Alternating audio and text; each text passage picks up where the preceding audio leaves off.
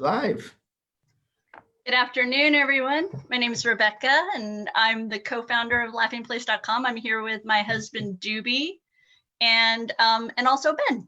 And we're going to be talking about the announced reservations changes and update and annual pass information that's come out as Walt Disney World prepares to reopen.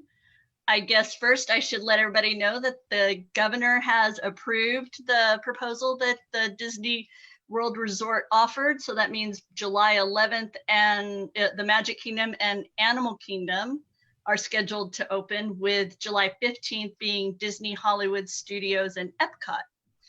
And as the resort prepares to operate with limited capacity, they've made some changes to the system as we have experienced it previously. So currently what they've done is they've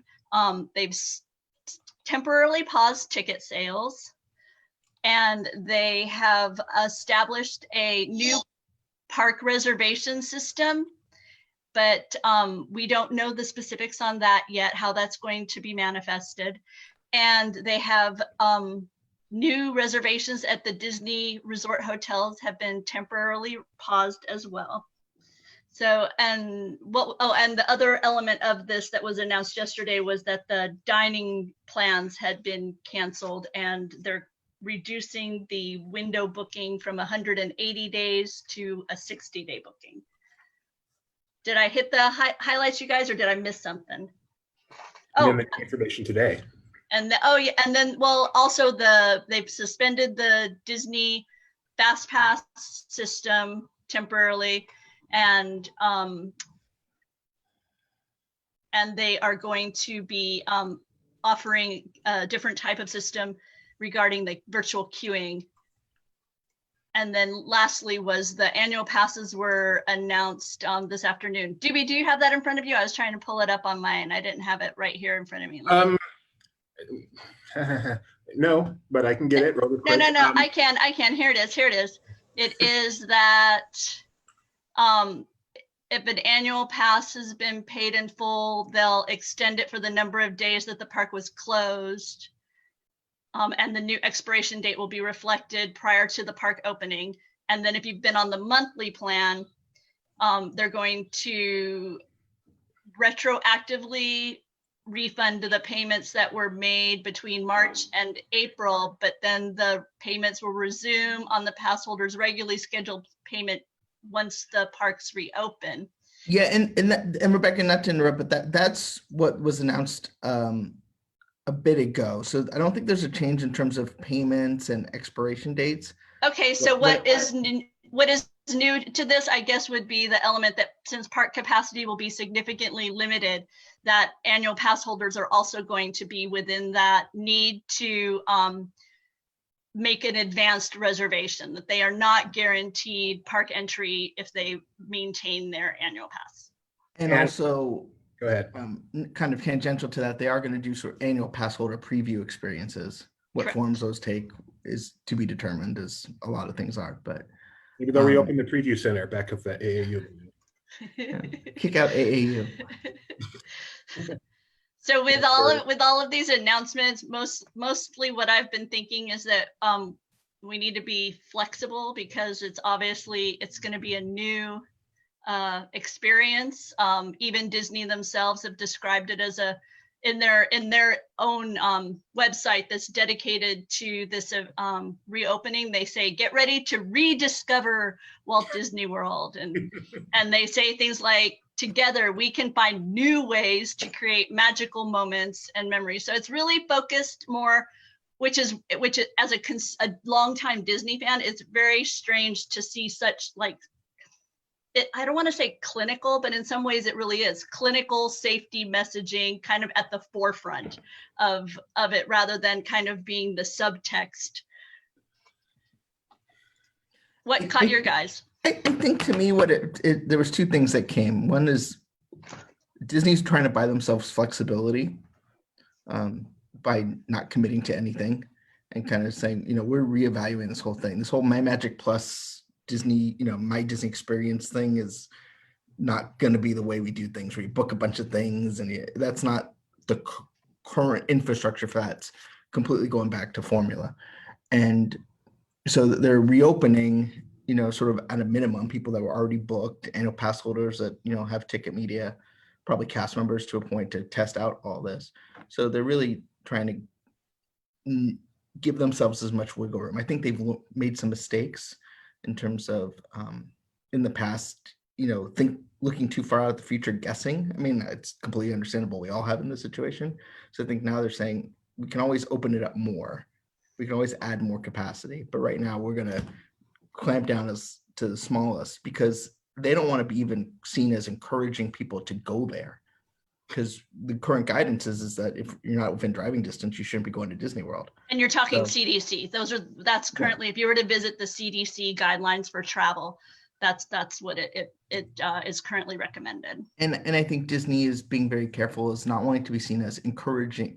They don't want to give off the vibe as, come now, this is over, kind of, I don't know if you remember after 9/11, they had a flag raising ceremony with Michael Eisner, which was like supposed to be We've mourned, and now we right. can. Mhm. And they don't want that yet. That might come, but Right. at this point, we're going to take baby steps. We're not seeking you out. We don't even necessarily really want you here. I mean, only the, vacation club members, which have, complicated ownership interests, are really the folks that are going to be able to book at this point.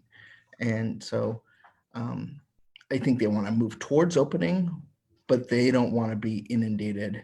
Kind of, I think even if you saw how Universal worked this morning, where it's just kind of, they crashed their website. I think they want to keep their universe very small and then grow from there. So the dynamic feels more staycation oriented to you than to Absolutely. than to anything. I'd agree with the 60-day window. I mean, maybe we should just talk about the specifics, because so right now what we know is they're pausing ticket sales and hotel reservations so they can focus on existing ticket sales. And then existing ticket holders and annual pass holders are going to be informed of this new theme park reservation system. And that's going to be, it sounds like that's going to be executed before any additional ticket sales are going to be available. That's the way the write-up reads. So yeah. Doobie, what caught your eye in the midst of all the announcements? That it's very strange to see a Disney company actively trying to not get people to come yet still be open. It's so bizarre. I mean, it's so apparent that yes, we're opening, it's time to open, and please don't come. Yeah. And if you come, your experience is going to be weird. So you've been warned, and your safety is at your own risk. So you've been warned. And if you're 2 years old and up, you're going to have to wear a mask in the summer heat of Orlando, and you've been warned. So, if you really want to come, we are going to be open at least some of our rides, and you'll be able to see characters from a distance, but maybe you want to wait. Yeah, it'll be interesting to see how Disney chooses when this passes, when either, we have a vaccine or there's herd immunity, or what they will do to say, okay, now we really mean it. Right. What was her name? It's driving me crazy. I talked in the past about the politics of this, whereas, the Central Florida governments are pushing Disney to open because Tourism and dollars. you can even see, there's a 6-week difference in Universal and Disney. And Mhm. I don't think, Disney has a lot more to lose if this doesn't go well. No one associates Universal with Comcast, and I also don't think Comcast is considered, is the most beloved brand in the United States. So No, I agree that people tend to look at Disney as kind of, I don't know, not role model, but in some ways it's kind of, that gives them an indication of how the wind is blowing regarding certain, they kind of look at them as being the standard. yeah, and Disney doesn't want to be seen as, okay, we're open, therefore it is safe to now do whatever you want, right? When you were talking about the not trying to predict the future, one of the elements of these new policies that kind of hit a lot of people, and I saw mentioned often, and you guys can probably speak to it better than I, but it was the people who had vacations, but then those vacations were canceled in this time period when it was closed. And there had been certain guest recovery, to use the corporate word, things that what they had been booked at a certain, they've been given certain things, and now those are being taken away. I don't know all the, you talk to it. The dining package was used as was sort of a recovery vacation package, which no longer exists. And Okay. Hindsight being what it is, obviously I didn't think anything of it at the time, but hindsight being what it was, is making sure all your restaurants are booked in the future is probably not the best way to go. But and they're getting a fairly deep discount on their future reservation, so I think it's a fair trade. And I think if that's the biggest misstep Disney did, fine. But yeah, I think it was an important lesson to learn. It's like, they remember when this was like, okay, we're going to be closed till March 31st, which just seems laughable, right? Right. Totally. Not of 2021. Oh, ouch. Oh, please. Because, obviously, with my background, going to Disney World is something I would love to see operationally, but I have no interest in going. If I was not a sort of a professional theme park person, at the loosest sense of that word, I would have no interest in going. But I'm curious to see how they queue people up. I mean, that's just what I care about. But I get the vibe of, don't come. And so I don't want to, you feel guilty going. It's kind of like, I gotcha. I guess my interest is piqued. Well, okay, first off, I'm just ready to not be in my house anymore. It's been a long time. And so I don't really right now even have the, because of the restrictions on travel, it's not like it's really a choice I can actually think of beyond theoretically, because it would not be essential travel. So therefore it's not open to me. But theoretically, it sounds delightful to me to be outside in the sun on Main Street listening to music. Whether or not I'm inclined to be huddled in an attraction or seated in a restaurant, I'm more hesitant view on that. But being outside in the sun on, like I say, wandering Main Street, wandering Animal Kingdom, any of those areas, it sounds very, very delightful to me right now. I mean, I'm being in Northern California, I would have very little problem driving down to Disneyland and going, and especially as a pass holder of sorts, not having to worry about hitting my 12 attractions and just walking through and just enjoying the ambiance. But the thought of getting on a plane, dealing with the infrastructure of getting to a place, booking a hotel, I mean, even just wearing a mask for 5 hours on a plane is not appealing, which is what would have to happen. And I don't want to do that. Probably more if you got a layover. So another interesting thing that always comes to mind with this is there is no fast pass when Disney reopens on July 11th. We have spent 20 years now getting used to fast pass and how important it is to save time in line. And then later on with my Disney experience, how important it is to plan ahead, and boom, it's all gone temporarily, I presume, but it's all gone. You're actually going to the park. You're supposed to wait in line now. In fact, that's important because you got to have some place to put people. They're not trying to get people out of line and into shops and into restaurants and all that. It's just weird in that way. When we've been conditioned for 20 years to do it one way and then overnight, nope, going back to the way it used to be back in the 80s. That's weird. Maybe they should bring back ticket books too. It's interesting because it's also not going to be the density that you're used to. Like, why have fast? I mean, oh no, I'm going to lose my Fast Pass Plus. Well, yeah, but it's not going to be a 2-hour wait. But it'll look like a 2-hour wait because of social distancing.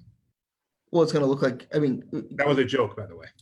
Well, no, but even because if you take out Fast Pass, the queue space you need is longer to have the same wait time because there's no one virtually queuing someplace. So the queues are going to look longer. They're going to just be shorter. Forget even social distancing. So there's questions about just space, right? It's not so much the time, but if you like for instance, the Soarin' queue cannot accommodate not having fast pass. It needs fast pass. There's not enough queue. If you went back when they used to do extra magic hours of, straight up, the queue got all over the place. It looked terrible, but it needed fast pass in order to have people not in that space. So if you add social distancing to that, you really are impacting your capacity. And we have no idea what percentage they're looking at. Obviously it's less than 50% by ordinance, but And the poor cast members who have to look at the line and estimate the wait time and spin the dial, they're going to be so confused. Yeah, welcome back to the 90s, David. To read their official statement, what they put up on their website, it says, as a result of the COVID-19 impact, the FastPass service will be suspended for the time being as we plan to use additional queue space to manage capacity at our attractions and maintain physical distancing. We will automatically cancel existing FastPass selections and share any future updates on the service at a later date. And then they go on to say, please note that upon reopening, extra magic hours will be temporarily suspended. So yeah, I think there will be a fast pass type thing eventually. I don't think fast pass is gone forever. It might not be called fast pass, but do you think MDX is not just going to come back when this is all over? I don't think MDX as we know it. I think they were moving away from MDX to begin with. I mean, remember at Expo, they were talking about Genie, yeah. Yeah. And so it would seem silly now that they don't take those steps. I mean, if you're talking branding and all that, I don't know, but take those steps to evolve that guest experience while they have the time would seem silly. Now I expect that there'll be some sort of virtual queuing experience, because I don't anticipate that you're going to want people standing in hallways for extended periods of time. You're going to want consistent flow, right? Now or in the future? No, I mean, for this, is part of the, here's my thought. Part of my thought with why the fast pass may fade for this period is because when you don't have fast pass, you have a consistent flowing of the queue. You don't have the stops and starts that can happen when you have a fast pass merge. I don't think it's so much. I don't think that's so much the reason as in that the capacity is going to be so low that fast pass doesn't work. Okay. Because if you have to have a certain amount of throughput to offset the to not starve the attraction, and you're not going to have that because you're only going to have so much space. Particularly fast pass queues are not very long, so you don't have you don't typically, I mean, depends on the attraction experience, you don't have the ability to social distance in those queues. And does it make sense to have 2 queues full of social distancing and still deliver on your fast pass promise? I think virtual queuing is obviously part of it, but that you're still, if you remember the Rise of Resistance, you waited in a virtual queue, but then you went and you still had to wait in line. It wasn't promised as a fast pass as instant on. You could still wait 20 minutes, and that sort of change in expectation allows you to not have people pace them, but still say, okay, now you're getting in. Now is your slot to get in line. It's a little different. Are you saying you expect there to be virtual queuing when Disney World reopens? Oh, absolutely. Okay. Because they didn't say that. They just said no fast pass, correct? No, they've said, I mean, they've verbally said it at least. They did? Okay. Because I remember Universal saying it. I wasn't aware Disney said it. No, they haven't said the extent of it, but and I don't expect to have virtual queuing at Mad Tea Party, but there will be more virtual queuing. I mean, you can even look at the app and the nomenclature in the app itself and see that they're working towards that. Okay. Anything else? Only no, question just I see out there is how come Gideon's not here from Nick? I think you missed the first question from Nick Morgan. That is a good question. It's how come Rebecca is willing to chat on this topic but not on trivia? Oh, how cute. Let's see. I'm checking my notes to see what else is going. What else we want to talk about. Anything you want to say about annual passes, Benji? I'm not sure. Well, I think they're still evaluating that. I reviewed the website. I think there's a lot of confusion because they kept the old verbiage there and just kept that exactly as it is, and then added, the new part. And if you don't know that part is out of date, and then you look at the second paragraph, I think they're still working through the pass holders program in terms of, there'll be a preview. You will have to make a reservation. You will have to, which luckily they had that flex passport. So at least there's some sort of technology that sort of predates it. But, there's questions about when does the clock restart on annual passes in terms of their expiration dates for those that chose to just not get a refund. So you wouldn't assume that clock restarts on July 11th? What's that? Would not assume that clock restarts on July 11th. I would not assume that clock restarts on July 11th. Oh, okay. That's Yeah. interesting because I think totally if you read would what they have there, you could interpret it that way. But knowing the evolution of having spent a lot of time, I've noticed they're not so super great about updating the communication as things change. And so I think they added new information, but did not update the old information. That's why it still references, effective April 6th. Like April 6th is long gone. Why? Because they just didn't take it down. And I think they've announced that annual pass holders will have to, they want to create the expectation that annual pass holders will have to make a reservation, but I don't think they have all the communication regarding what does this mean for annual pass holders? What are the benefits of being an annual pass holder? Because Painful. Oh, did he disappear again? It's funny though, we're on the same Wi-Fi this time. Oh, okay. Well, we were wrapping up anyway. Yeah, well, one of the things that I wanted to touch on that caught my eye and tends to be a topic of discussion is the.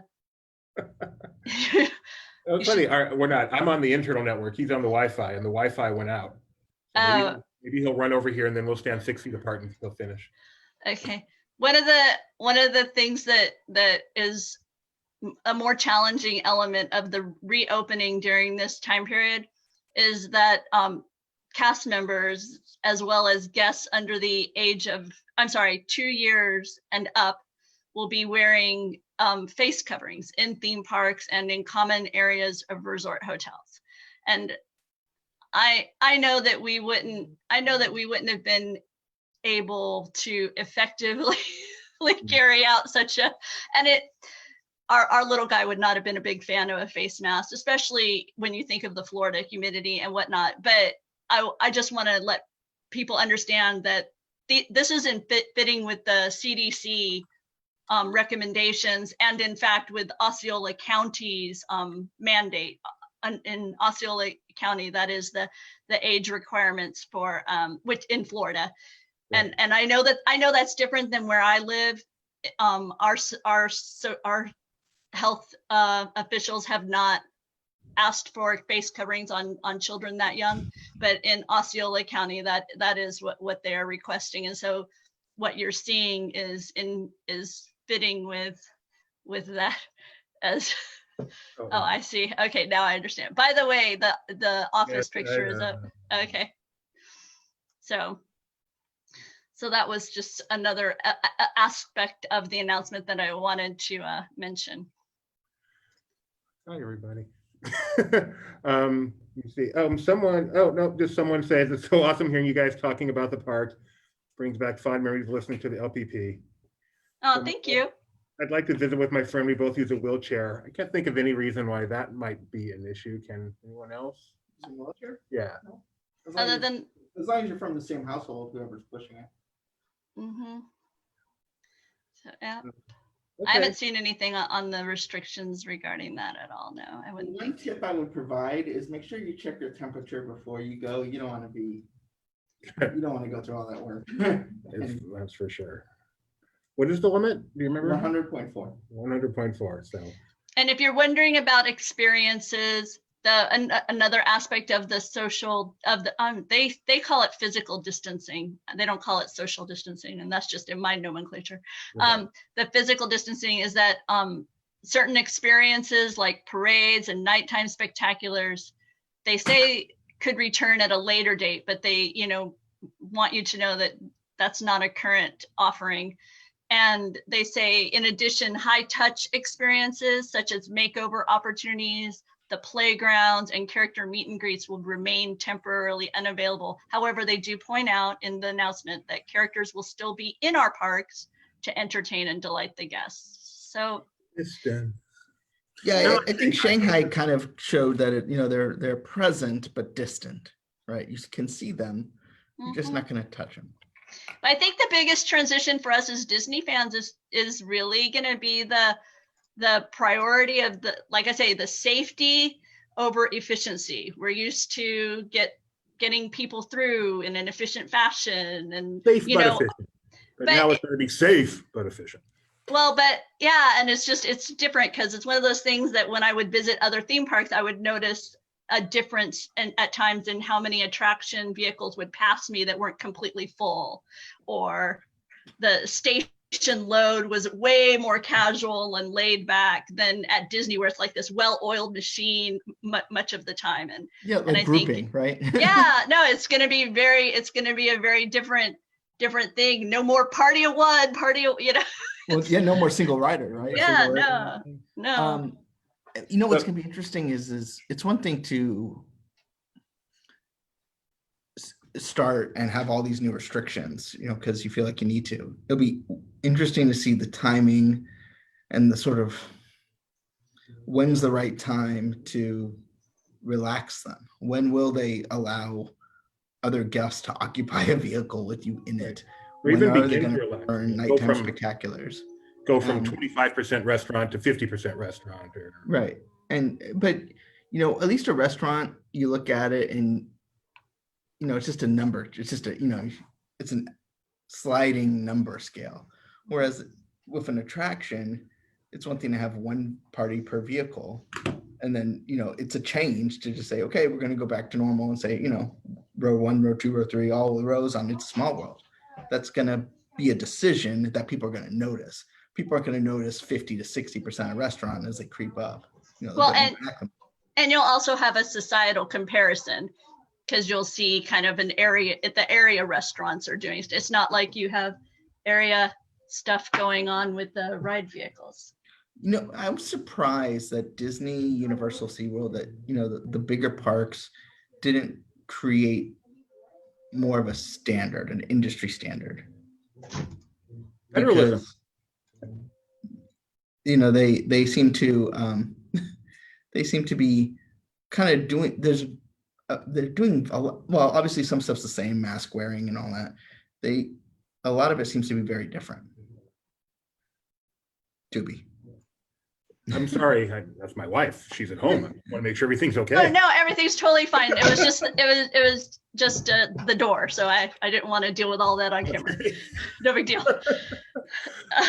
That is a good one. I'm a little surprised too that they didn't come up with a more. You know what? I'm not surprised, because honestly, I figured Disney's going to be more cautious than the other ones, and I think that's exemplified by the fact that Disney's put off opening for more than a month after them. I don't think that's just logistics. Maybe I'm wrong. But well, that makes me question, did they have conversations and then just agreed to disagree? I would bet they did.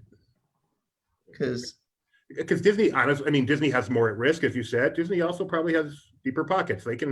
They're fine waiting. These other places at some point need to open. Well, Universal was still paying their employees, so that probably goes into 80%, but it's still money. That's impressive. Now, and Universal also has Comcast money, right? We're all still paying our cable bill, so it's a different business. Actually, they vowed not to shut me off, so I decided not to pay. Even though you're still working fully employed.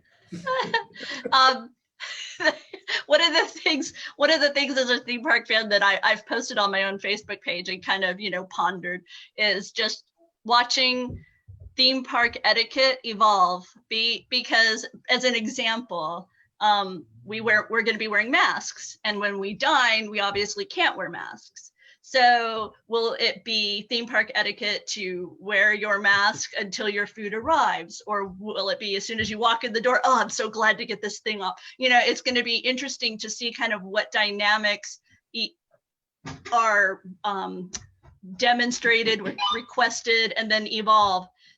during the process, similar with I was thinking of counter service. Like you get your food, you sit down at your table, and then you realize, oops, I need a napkin. Oops, I need a straw, in the midst of your meal or whatever. You're like, oh, I need some more ketchup.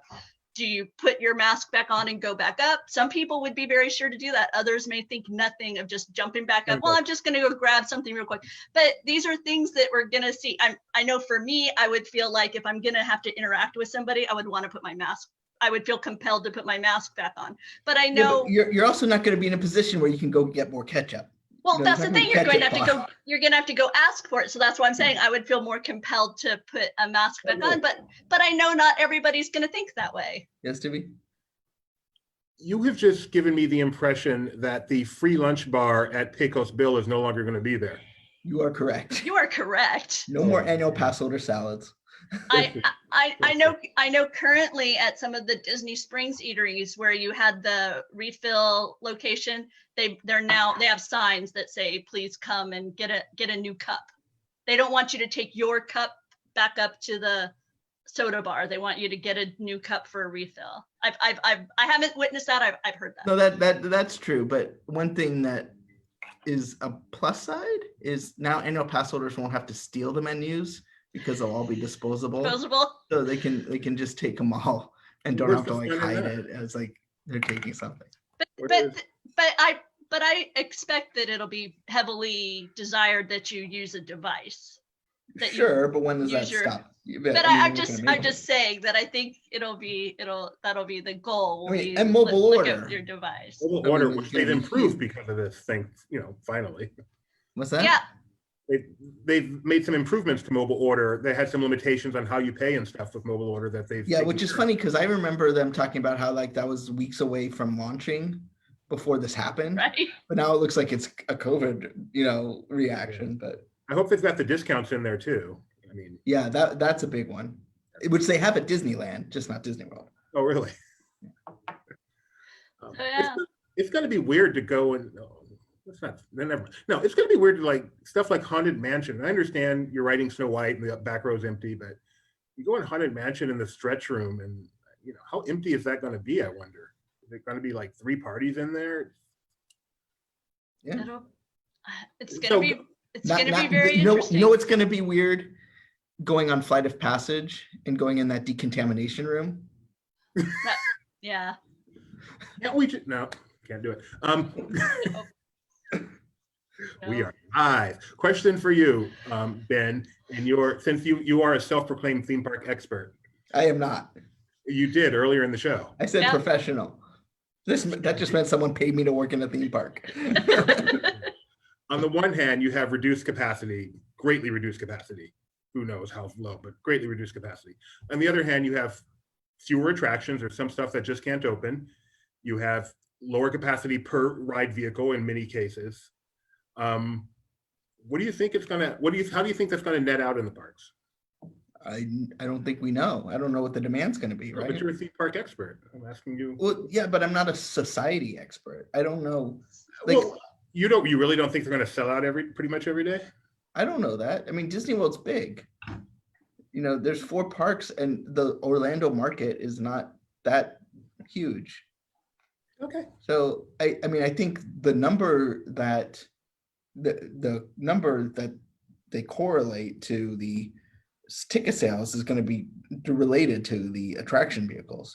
But one thing I realized watching what was going on is like there's some attractions like Soarin', their capacity is going to be much more impacted than something probably like a Haunted Mansion, right? Because Haunted Mansion is one dune buggy, everyone, whereas distancing on a Soarin' carriage is a whole other ball game.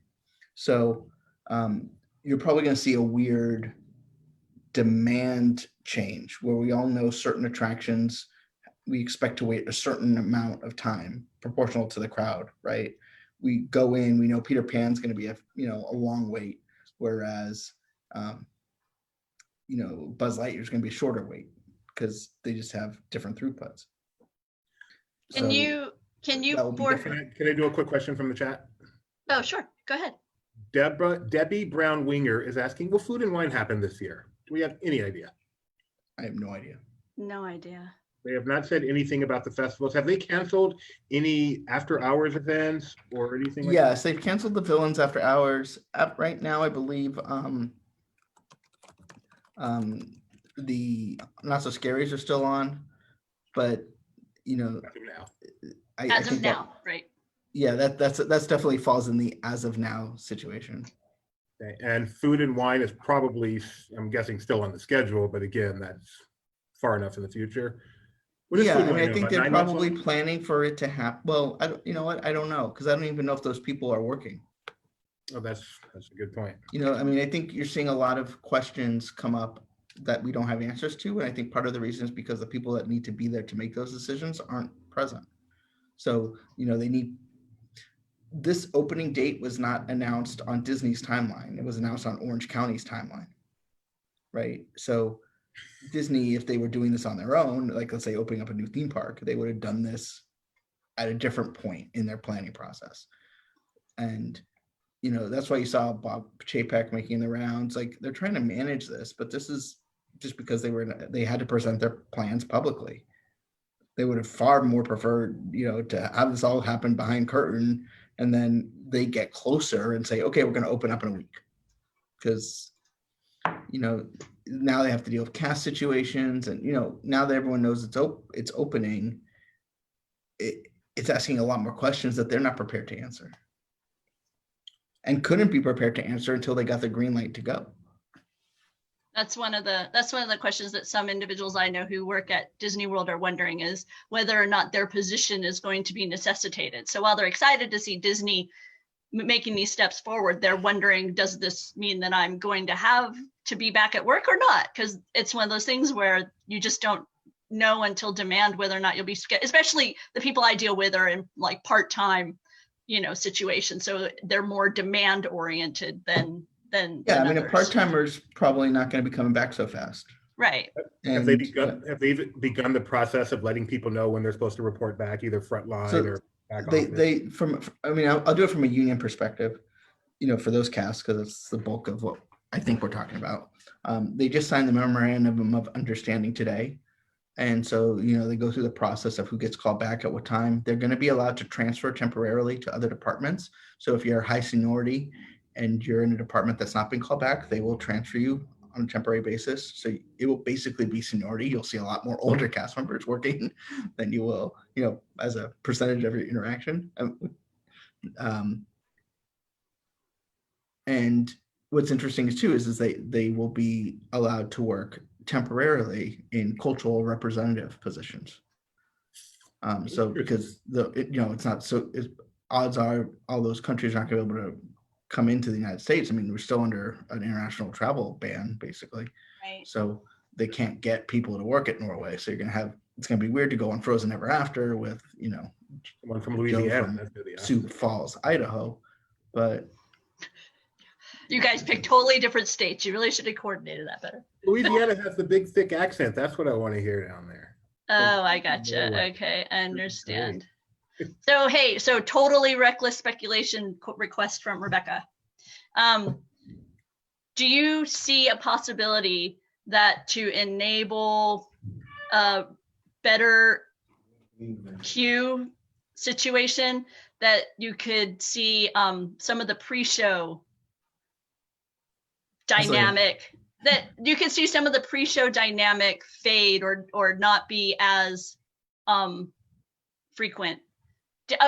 Here's what I'm thinking, specifically like Tower of Terror, right? So rather than you have this nicely physically distanced queue that all of a sudden has to be in this pinch point, and then it ends up getting back. Could you see scenarios like that where they might relax certain things like that, or would that be, or are those, can't touch it? I think they could definitely touch it. I don't know if it makes sense in Tower of Terror where you have a fairly lengthy pre-show queue. Yeah. You might as well, there'll only be 7 people in that room, but right. You might as well still have it. Yeah. I'm trying to think of something that might, have less of a thing. I mean, one thing that's probably gone is the design your own car. Gotcha. Okay. Mm-hmm. Well, that's a high touch scenario anyway. Critical to the experience, because the car you designed was exactly the car you rode later. Right. How- Yeah. I how- mean, because unless they want to go through the effort of sanitizing after every batch, which they may be able to do because the capacity will be lower. You know, I know at a smaller attractions that they're just not doing interactive elements. Do you And think some that? Do you think that? Universal's doing like no water elements, so you'll have, there will be changes to some attractions. Do you think queues where you had things like the diamonds in the mine train? Do you think that they will go to the point of having a don't touch this, not directly, but a don't touch this type sign, or just maybe make it less appealing? I think they might just cover them up, or I mean, depends on the element. For example, the ones in the spinning things in Seven Dwarfs Mine Train, or the 100. I was thinking of the honey wall. Yeah, the honey wall's done. It'll just turn off. Yeah, that's what I was think you're going to wondering. put a sign saying "Don't touch this thing" that's obviously still on. I think that's a little bit of a. Well, no, that's what I was curious. How would you, like I say, this is my fun, reckless speculation time. Well, I don't think it's reckless. I mean, those are decisions that they're going to have, like those conversations. All this effort to create these interactive queues over the years to transform the queue experience. What about like Buzz and Toy Story Mania? You figure they're just wiping them off between every ride? Yeah.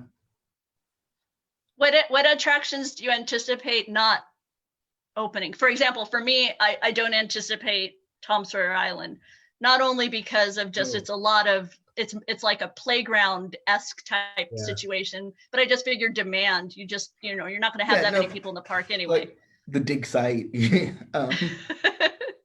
I think that theater-based attractions. Has Orlando? Does Florida allow theaters to be open yet? Like movie theaters? Yeah. I mean, because something like Philhar Magic, social distancing's the easiest thing in the world in there. Well, but I think it's not the thing. It's based on what I'm seeing at Shanghai. It's not the Philhar Magics of the world where they can just sort of make sure you keep a certain distance. I don't think those might be opening day experiences. Those might be as they get more comfortable. But then you have something like Finding Nemo the musical, where it doesn't make sense to have it playing at a quarter capacity. The Frozen sing along. I've seen that's the one change Shanghai has had, where originally it's just had no theater based experiences, and they've started to add those in. Okay. I'm not, because China is what China is, it's hard to get like information out of it because they can't tweet. But it'll be interesting to see if they take the path that Shanghai did, or if they're going to take the lessons Shanghai had, and just start with that implementation. Because the nice thing about those theater attractions is they're fairly high capacity, so but they're also not high demand. So in order to keep the your high demand attractions are your limiting factor here. Because unless if they're on a virtual queue, that's one thing. But if they're not on a virtual queue, and if you either have to be prepared to say, no, you can't get in line, or that's your capacity. Right. Do you anticipate extremely frequent wipe downs? Like one of the things that we tweeted over the weekend was with Gatorland, when their train came back into the station, you saw their guys going through and wiping the seats down that the people had been occupying. Do you anticipate seeing that level of Absolutely. I don't know how you couldn't. I mean, do you anticipate it after each, or on a every 15 minute after each? I think you have to. I mean, because here's the thing: the worst thing that could happen to Disney and the country is a second wave. Mm-hmm. And the worst thing that can happen to Disney is a second wave that is sourced to Disney World. I think we all remember that flack that happened when some genius came to Disneyland with the measles. Right. And that's a disease that no one really should be getting. So in someone where there's no vaccine, they got to be super careful, because you only have one chance to open.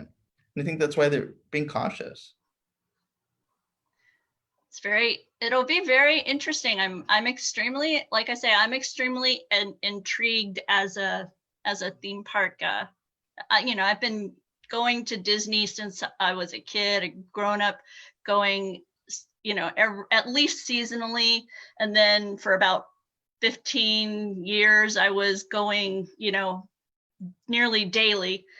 And it's wild to think of it being here and yet being completely different. So I think we've lost Ben again, Dube. Oh, you're right. Okay, well, So- I think we've wrapped it up. I think the one key thing we've learned from this They is we wanna should start doing this regularly, like doing a podcast with us again. Ben's back. He's on the move. I need to talk to the IT guy about why the Wi-Fi in the office keeps going out. So yeah. I have a lot of control over that. So, did you have anything else, Ben? I think we pretty much covered the bases. I mean, I think expect more. I think we're going to chat more often. There's more to come. yeah, But this is not Disney's timeline. This is government's timeline. So they're going to tweak, and they're going to be paying attention to numbers. They're going to be paying attention to what happens at Universal. All those people are going to be at Universal on opening day from Disney. yeah, no, it's going to be very interesting. So far, we in the Orlando area right now, we've got the 2 fun spots are open, and since one is up in the Orlando, Orange County area, and the other one is down in Kissimmee, which is Osceola County, those areas have different mandates by their county leadership, and so there's a bit of a different requirement on the guest regarding masks and that type of thing at those 2 locations. And then we have Gatorland open, and as I recall, they are mask suggested but not required. And then Kennedy Space Center just opened up, and we saw there they had did they have the temperature screening? They did, yeah? Or I don't remember now. Yeah, I'm pretty sure they did. I know I saw the sign for masks, and I saw pictures of people with masks, and then They had the cool sign that said something like "maintain space" or something. yeah, and then Pretty funny for yeah, and then down in Legoland, it's preparing to open. I know there was some questions about that, and I haven't written it down in my notes. I don't have that one right here on me. And SeaWorld is part of the approval process that was announced. They are also going to be opening soon. So we'll have a lot of different spots to keep an eye on. Some of the smaller tourism locations like the Icon, the large Ferris wheel should be, yeah, so just a lot of different. I have a big announcement to make. Uh-oh. What? We also found out that on June 5th, WonderWorks Branson will be having its grand opening. Oh, wow, really? Yes. We've been watching them build that on their little webcam. They said, we're not going to wait for this COVID thing to go away. We are going to open on June 5th. And they specifically talk about how the CDC has determined that transfer via surfaces is pretty low risk because that's a very high touch location. Okay. WonderWorks. So that's part of their announcement. And then WonderWorks Orlando is now open. They sent out an email today letting everybody know, these are the things we're doing and how we're keeping you safe. So over the next comedy show is back too, because as fanboy, and I know that's really good. So over the next few weeks, we're definitely going to have a lot of different examples and different situations to be able to kind of get a sense of what the themed entertainment experience is like and the impact that COVID is having on it. So we'll do our best to keep you guys updated. And is that it? I guess we'll see you guys in the future. Bye, everybody. Bye. Oh, wait. Oh, Don't forget what? to tune into trivia time on Sunday, 7:30 p.m. Pacific. Yep. Disney Yep. Trivia Live.